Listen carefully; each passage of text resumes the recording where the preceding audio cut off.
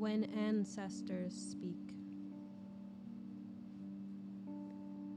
The moon and its broken reflection, and its shadow shall appear as symbols of love in heaven, and its wavering image here. From the Bridge, Henry Wadsworth Longfellow.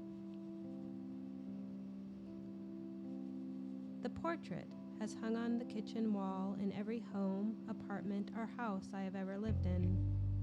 It's a picture of Sarah and Snow. Sarah and Snow, that's all we know, was what everyone said when someone asked about the portrait.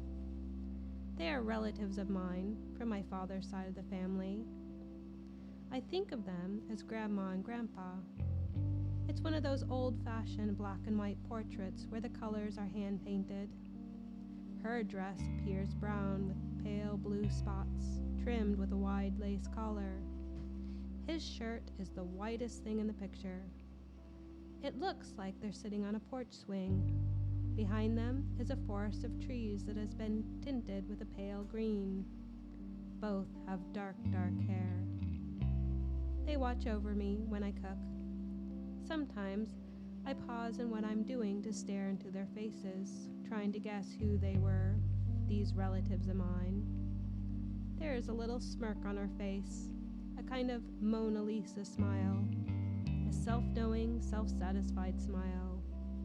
In contrast, his face is careworn and suspicious. That is the expression of a man who has lost a bet, and the smile of a woman who has won. I often imagine that they were arguing about the expense of the portrait itself.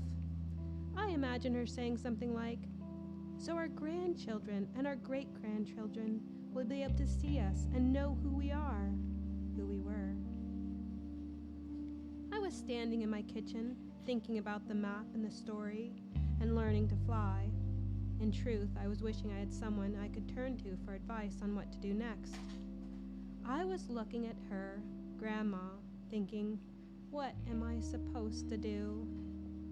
Then I could feel the answer emerge from the still part in my mind, like a whisper. Search the dark line.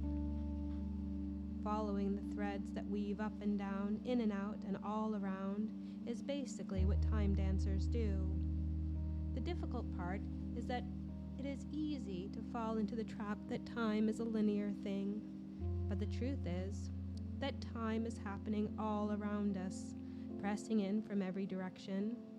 It can be difficult to know where to focus your attention when traveling. We think in terms like past, present, and future, but there are in-between times too. The English language doesn't have a good word for these in-between times. You say things like spirit time, and people think you're talking about ghosts. It's kind of like a rainbow, how different colors are seen depending on how the light is passing through the water, or how many receptors you have in your eye. You can almost always see the red, orange, yellow, green, and blue. The violet and purple are often too faint to make out.